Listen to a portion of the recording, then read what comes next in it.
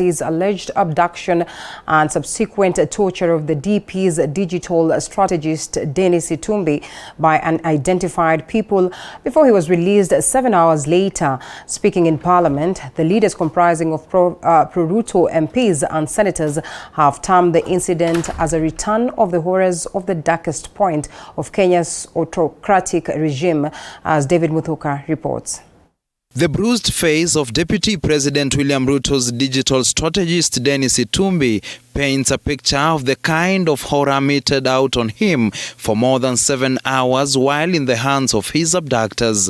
A 7-hour nightmare that allegedly began with his arrest by suspected police officers Thursday afternoon outside a barber shop in Ndigwa, Kiambu County, and came to an end in Kasarani, Nairobi, where he was found badly injured in the middle of the night by boda riders. While recounting the incident to friends and leaders allied to his boss, the DP, Itumbi said that his three abductors took turns in torturing him as they drove him around Nairobi. Itumbi has confirmed that his abductors took turns to beat him while warning him that the torture was revenge for his social media coverage of CS Fred Matiang'i, PS Karanja Kibicho, the Inspector General of the Police Service Hilary Mutiambai, and DCI George Kinoti. The kind of things that Dennis writes on social media are not vitu za wananchi wa kawaida, ni vitu ambazo zinaguza ambao wako katika maofisi za serikali.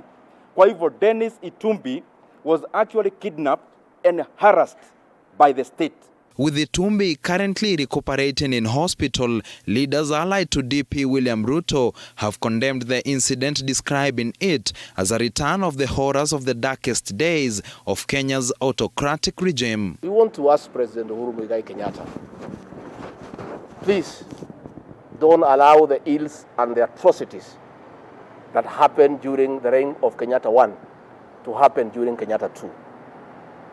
It will be very sad if the bad legacy of President Jomo Kenyatta will be the legacy of his son Uhuru Kenyatta. They have further asked President Uhuru Kenyatta to call his security apparatus to order, with allegations rife that police officers might have been behind the incident. The buck stops at the desk of President Uhuru Kenyatta to see to it that any criminal hit squads that have been formed within the state are quashed and brought to an end. We are going to write to the Special Rapporteur of the United Nations on torture, on the situations, forced disappearance, torture, and political persecution that is going on in the country.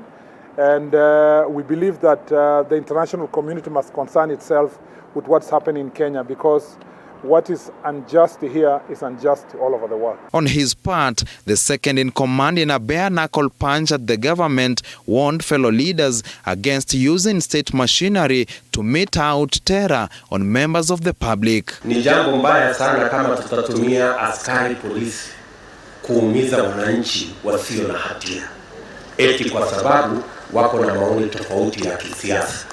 Nchi ya Kenya ni nchi ya demokrasia. Kila mmoja wetu ako na haki ya kuwa na maoni na kuendesha hiyo maoni iwafikie wa Kenya kila sehemu. But the police have distanced themselves from any involvement in the incident, instead asking members of the public to desist from speculation.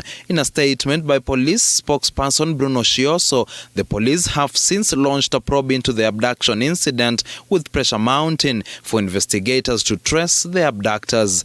David Muthuka, TV47, Nairobi.